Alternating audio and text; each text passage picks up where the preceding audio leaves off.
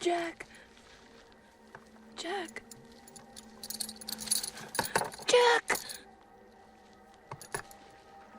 James Cameron spent $200 million making one of the greatest movies ever put on film, and in doing so, accidentally buried some of the most jaw-dropping true stories the Titanic disaster ever produced. You've seen Titanic, 1997. Maybe more than once. You cried. We all did. Jack and Rose's forbidden love. The slow, heartbreaking sink into the icy Atlantic. Celine Dion's voice hitting you like a freight train in the credits. It's a masterpiece. But here's the thing. Behind the fictional love story Cameron invented, there were real people on that ship whose stories were either completely changed, criminally downplayed, or flat out erased to make room for the drama. And some of them, they were more wild, more heroic, and more heartbreaking than anything James Cameron wrote.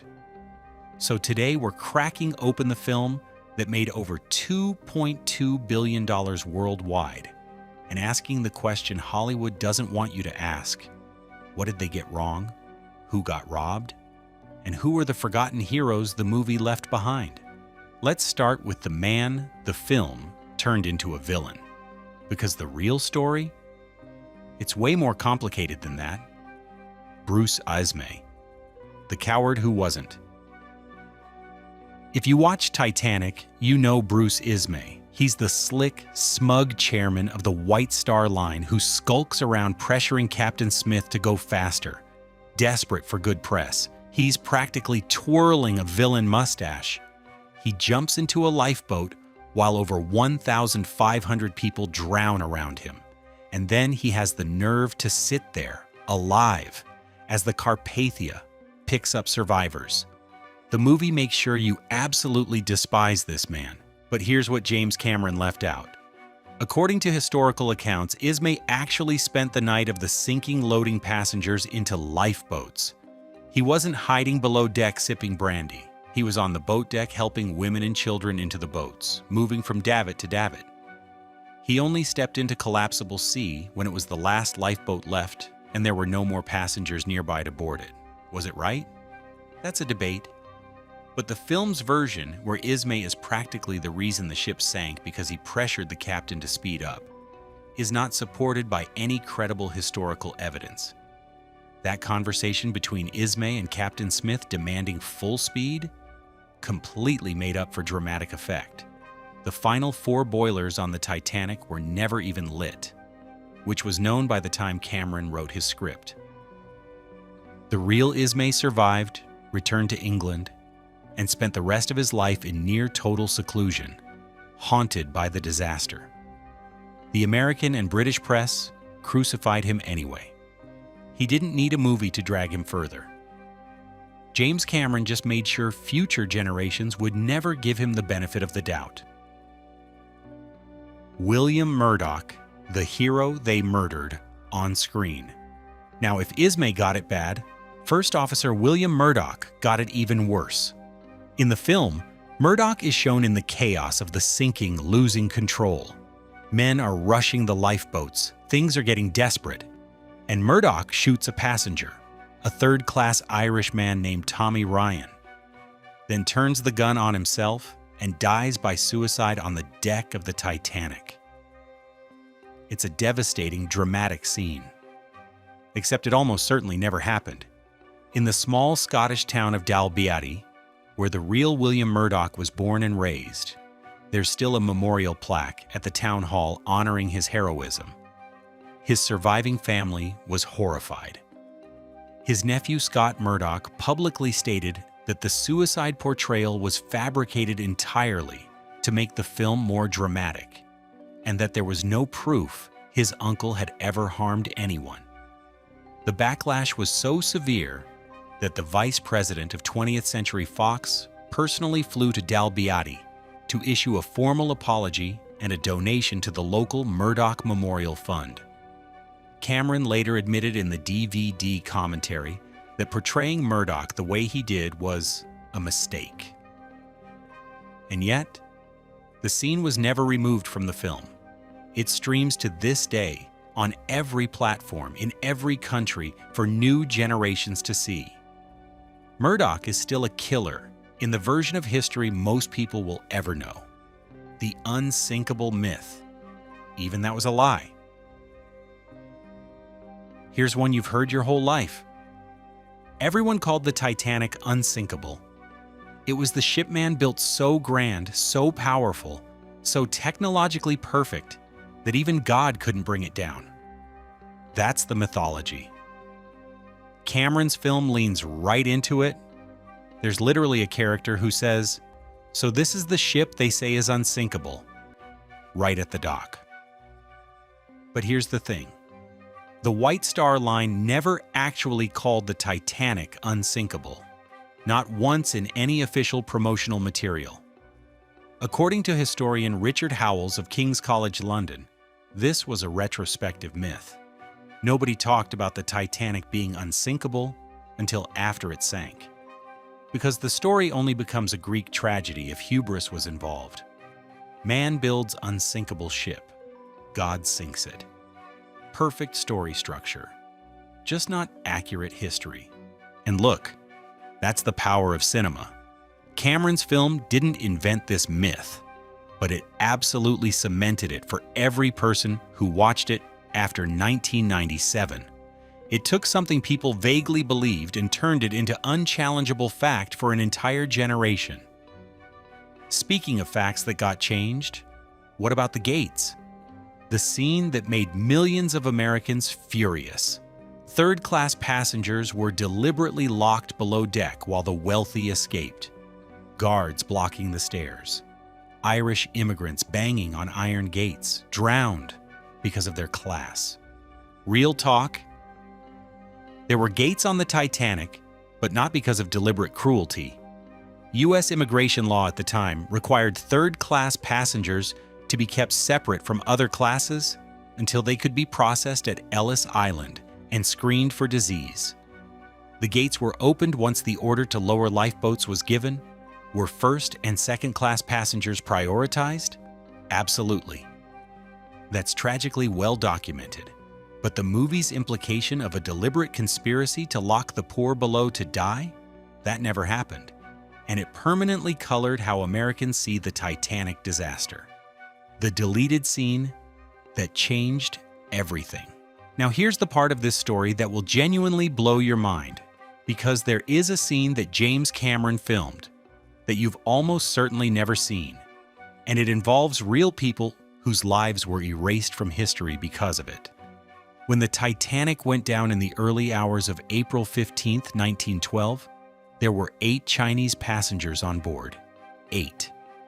They were sailors traveling third class to the Caribbean to start a new job. Their names were recorded in the ship's passenger log, and that was pretty much all anyone knew about them for over 100 years. 6 of them survived. Cameron actually filmed their story. There's a deleted scene where 5th Officer Harold Lowe, who was in the only lifeboat that turned back to find survivors, spots a man floating on a door frame in the freezing Atlantic. That man was Fang Lang. Cameron confirmed that Fang Lang's survival, his grit clinging to that piece of wreckage in the icy darkness, directly inspired the famous ending of Titanic, where Rose floats on the door while Jack slips into the water. Let that sit for a second. The most iconic image in the history of modern cinema was inspired by a real man whose story was cut from the film. And why does that matter? Because when Fang Lang and the other 5 Chinese survivors arrived in New York Harbor, they weren't celebrated. They weren't given champagne and front-page stories. Within 24 hours of arriving at Ellis Island, they were deported from the United States under the Chinese Exclusion Act, a law that barred Chinese immigration entirely. The 6 men disappeared from history almost immediately, scapegoated in American newspapers as cowards who supposedly hid under lifeboat seats pretending to be women. Historians who finally investigated over a century later found those accusations were entirely fabricated. These men survived the worst maritime disaster in history made it to America, and were thrown out of the country the next day. Cameron had their story, he filmed it, and then he cut it. It sat on the cutting room floor for over 20 years, while the world told the story of Jack and Rose, the real love story. Cameron almost got right.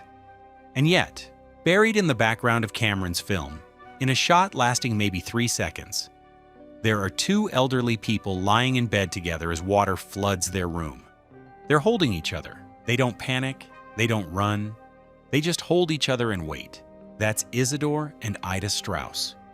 And their real story is something no scriptwriter could invent. Isidore Strauss was the co-owner of Macy's department store in New York, one of the wealthiest men on the ship. When the Titanic began to sink, Ida was offered a seat on a lifeboat. She walked to it, sat down, looked back at her husband. Isidore was an elderly man, and no officer was going to stop him from boarding with her. And then she stood back up and stepped off the lifeboat. Witnesses reported she said, "As we have lived together, so we shall die together." She gave her spot to her maid. She sent her maid to safety and went back to stand beside the man she loved. They were last seen sitting together on deck chairs, hand in hand. And here's the most remarkable detail of all. The famous line in the movie when Rose tells Jack, "Where you go, I go." Cameron didn't write that. He took it from Ida Strauss. It was her line, her real words, spoken on a sinking ship in the middle of the North Atlantic. Cameron borrowed her love story, put it in Rose's mouth, and then left Isidore and Ida to be nothing more than a 3-second background shot.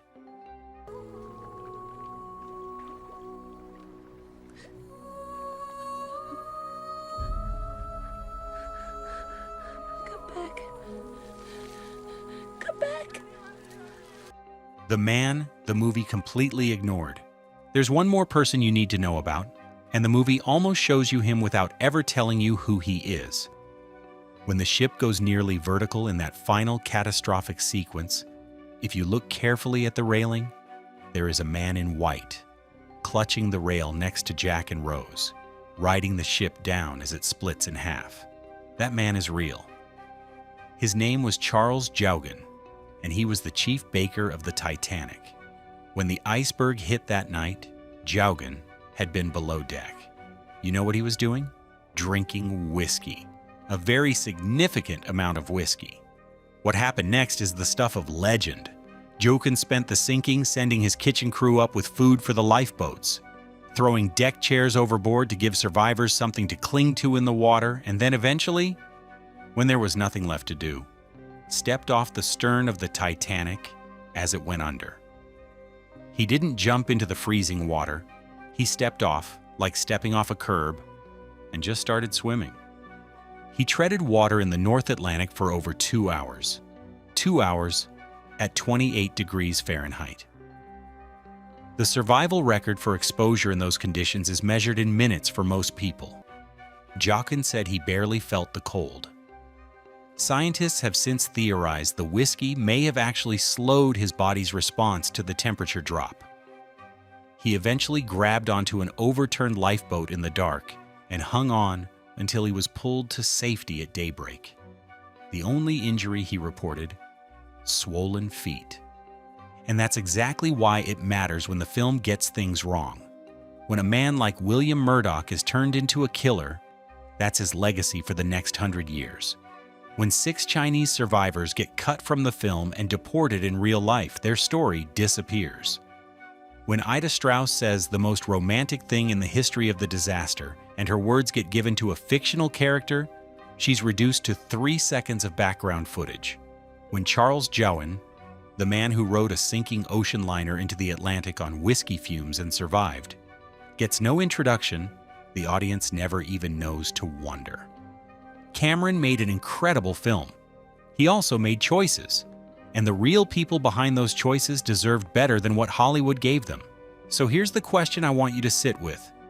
If James Cameron had made the real Titanic story, with Fang Lang's rescue, with Murdoch's actual heroism, with the full story, of Ida Strauss stepping off that lifeboat. Do you think it would have been more powerful than the one we got? Drop your answer in the comments below.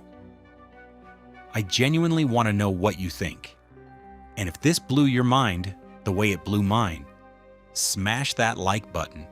Share this with someone who still thinks they know the full Titanic story, and subscribe, because we go this deep on every film we cover. The stories Hollywood hides in the credits, that's our whole thing. See you in the next one.